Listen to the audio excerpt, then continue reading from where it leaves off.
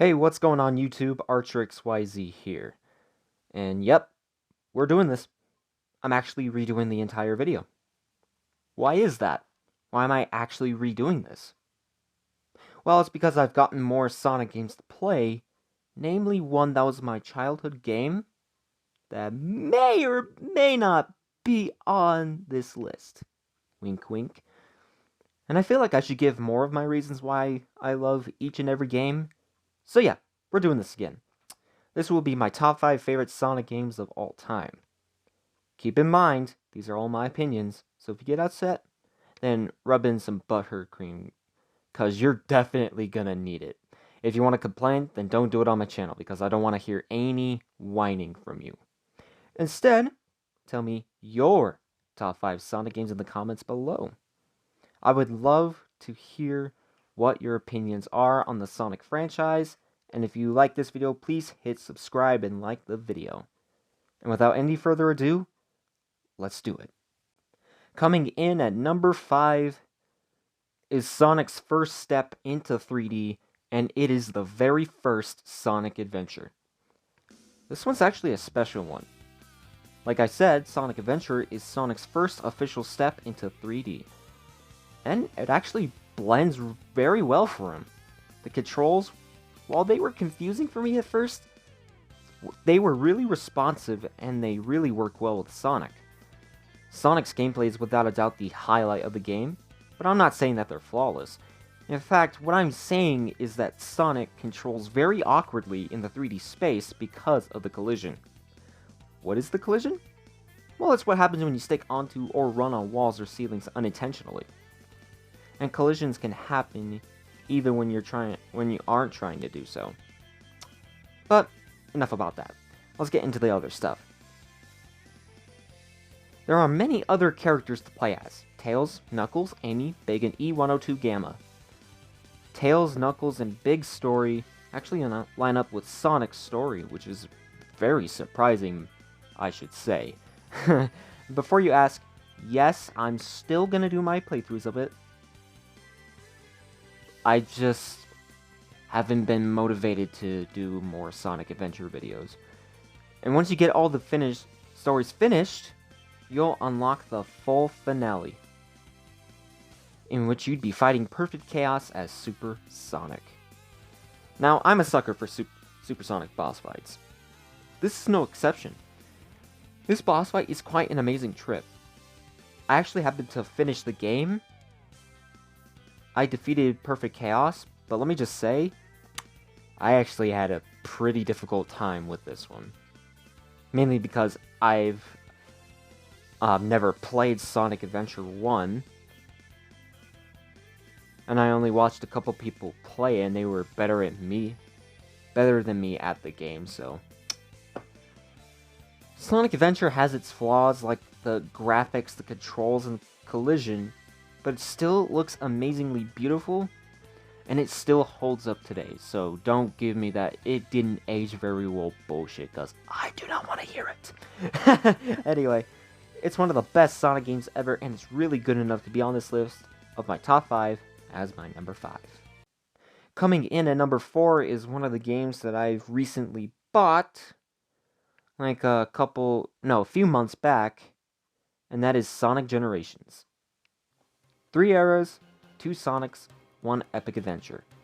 Seriously, man, I still love that Sega and Sonic team used that slogan for this particular game, because all stages in each of the 3 eras are amazing and wonderful. It's visually stunning. Well, not really. Not as good as one of the games that may or may not be on the list. And like, you get 2 Sonics, classic and modern. Classic Sonic plays as he would in the classic games. You get a spin dash, jump, and you get elemental shields. The physics are a bit wonky, but that doesn't really matter because he plays exactly like he should in the classic games. Modern Sonic gets you the boost, stomp, slide, and the ability to use the homing attack. He controls very well in both 2D and 3D, but a common complaint that I've seen from Sonic fans is that it's boost to win, bro. Which, no, it's not the case at all. The boost is a tool that you can use your own advantage. Its boost to win in Sonic Forces. Ugh, Sonic Forces, ew. One of the worst Sonic games ever. Ugh.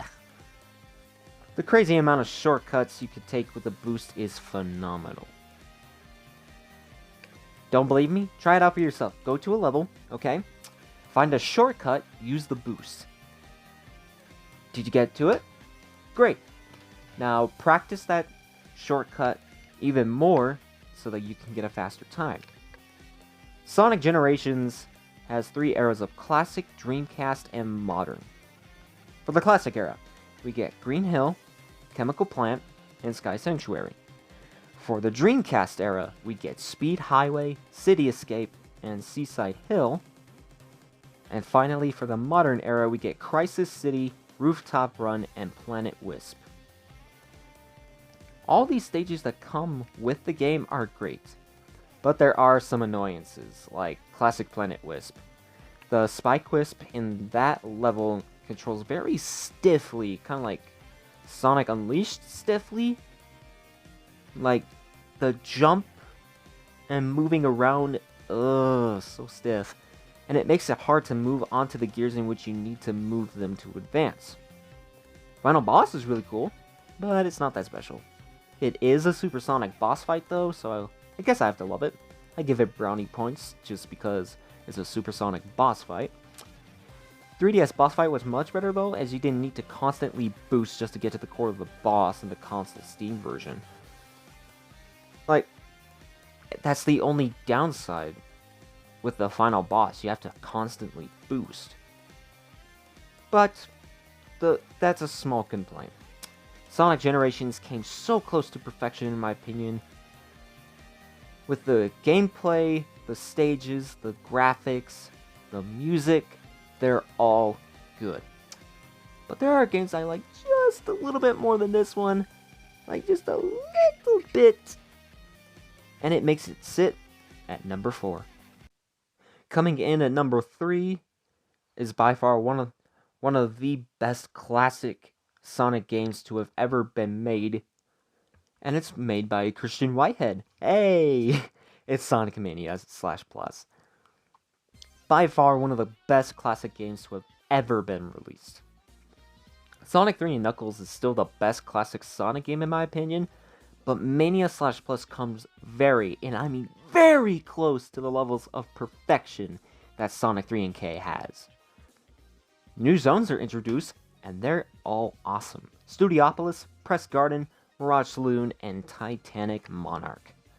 Studiopolis Zone is where you find some movie or TV show elements when it comes to cameras, film rolls, and so much more, and it makes the stage pop more. Press Garden seems to be like a factory where you're printing something for, like a picture for a newspaper of some sort. I mean, that's why it's called Press Garden, am I right? But anyway, Mirage Saloon is a type of cowboy tycoon town, and it starts out with a Sky Chase segment, now for Knuckles in his route, and it's actually pretty clever. The Sky Chase segment just has you flying all around the stage and all that. You're flying all around. There are some enemies that you need to dodge. Yes, they can be annoying, just so you know. Refer to my part 4 video of Sonic Mania to get the gist of that. And finally, Titanic Monarch is the perfect final boss zone besides the Death Egg. Because you feel that there's a sense of monarchy, and it is Titanic. Get it? Monarchy, that is Titanic. I'm not funny. But anyway, some returning stages I consider to be the best returning ones are Chemical Plant, Flying Battery Zone, Hydro City Zone, Oil Ocean, and finally Metallic Madness. Not only that, but we have 2 returning characters. Oh, these 2. We haven't heard these 2 in a while. Mighty the Armadillo and Ray the Flying Squirrel. Ooh-wee! Mighty has the ability to stomp down all badniks and bring out computer boxes from trees. Like, they just fall down. Ray the Flying Squirrel can glide in the air and go faster and higher But you control Ray by using the left analog stick to tilt Ray to the right, making him dive, and you tilt it left to make him fly higher. Where have I seen that before? Jokes aside, though, Sonic Mania Plus has so much to offer, and it's one of the best classic games ever. It's so damn good that it deserves a spot as my number 3. This next spot will be pretty controversial, so bear with me here. Coming in at number 2 is my childhood game, Sonic Adventure 2. Oh yeah, it's crazy of me to put this game at number 2, because objectively, it's the best 3D Sonic game ever made for the Dreamcast. Hell, the best Sonic game in general. The music slaps, the stages have been created very well, and the controls are the best for Sonic ever. So why in God's name would I ever place this beloved game at number 2 instead of number 1? Simple. This game has 3 types of stages: speed, mech, and treasure hunting. Speed is obviously the best. I mean, there's no top in that type of stage. But mech and treasure hunting really keep it from being number 1, especially the treasure hunting stage. Don't get me wrong, Sonic Adventure 2 is great, but I do not think that it's good enough to be my number 1. It's just not going to happen. The treasure hunting stages are the sole reason why it's not going to be number 1. More specifically, because of the radar. The radar in Sonic Adventure is much better. But the radar in this one, it's garbage. Ugh. It only detects 1 emerald shard. 1! And it won't detect all the others until you get that singular shard. This made the mission really frustrating and time-consuming. Now, I'm still playing this game, and I'm already frustrated with the current level I'm on right now. That level? Death Chamber. Yep, I said it. Death Chamber. Anytime I try to look for the shards, I always end up getting close to it, but it's always not close enough, so I don't get the shards. I absolutely hate these stages so much. I hate it. But it's not to say they're awful, per se. I happen to have gone to earlier Knuckles stages, and they were pretty fast and easy. Like, I could find the emerald shards now than when I first played them. In a long time, actually. Yeah. Sonic Adventure 2 is obviously, objectively, the best Sonic game ever, and I agree with it. But there's just one game. One game! That is much better in my opinion. If there was going to be more Sonic and Shadow stages, more speed stages, then maybe, just a little taste of maybe, this would be number 1. But nah, it ain't. It's not going to be number 1. Sorry, Sonic Adventure 2. You're my childhood game, but that does not mean that you don't have flaws. An honorable mention that I'm going to be talking about is Sonic Colors / Sonic Colors Ultimate. Yes, I know Ultimate's not out yet. It will be soon. But I'm counting both Original and Ultimate here since they are basically the same game with a few differences. Sonic Colors is really amazing, but it kind of sucks when people are shitting on it because it's part of the meta era. And I feel like that's the most pointless and idiotic argument ever. I loved this game on the Wii and DS. Although I did kinda wish it wasn't on the Wii and DS as exclusives. Well, it's not Nintendo exclusive this time, for Colors Ultimate is coming to the Xbox and PlayStation consoles respectively. For Sonic Colors Ultimate, graphics have changed, thanks to Blind Squirrel. There are new modes, Rival Rush to be exact, and a new Wisp, the Jade Ghost Wisp, to change up the game. I'm really excited for Colors Ultimate. And the best part, you can customize Sonic's gloves and shoes and you can have the Sonic movie boost. Super cool.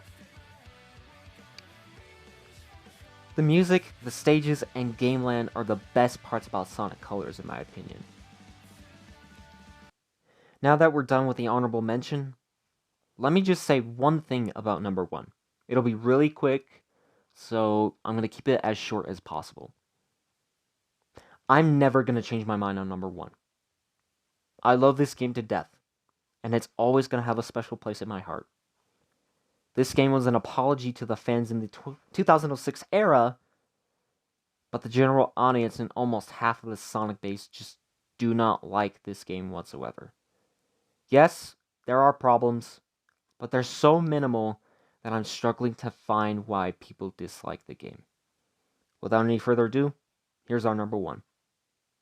My number 1 Sonic game is Sonic Unleashed for the Xbox 360, PS3, Xbox One via backwards compatibility, and PS4 via PS Now.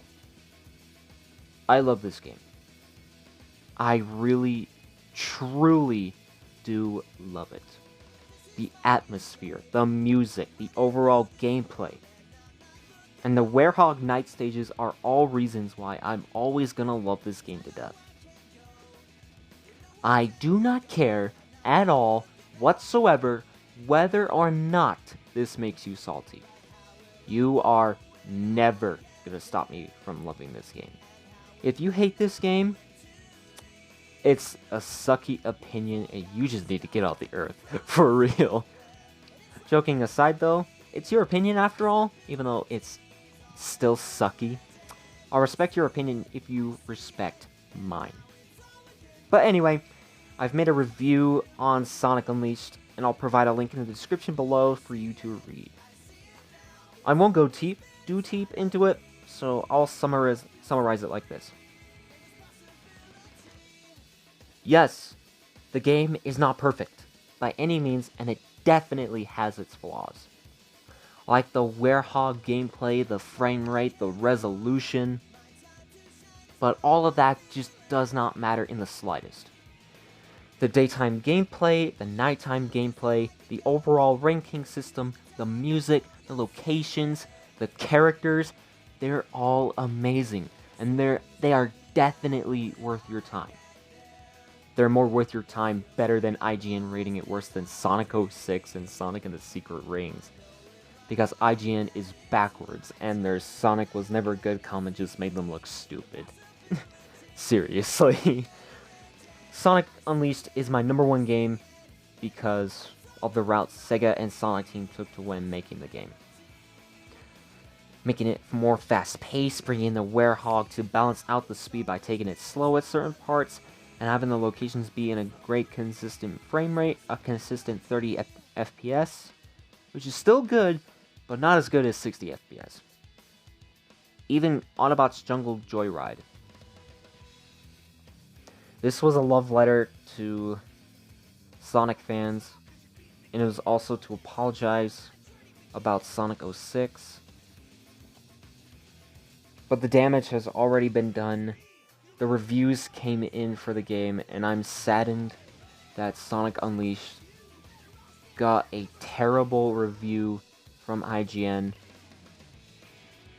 But I love this game. I really, really do love it. And I hope that Unleashed gets remastered and even ported someday, or even ported, to modern consoles and Steam instead of Epic Games.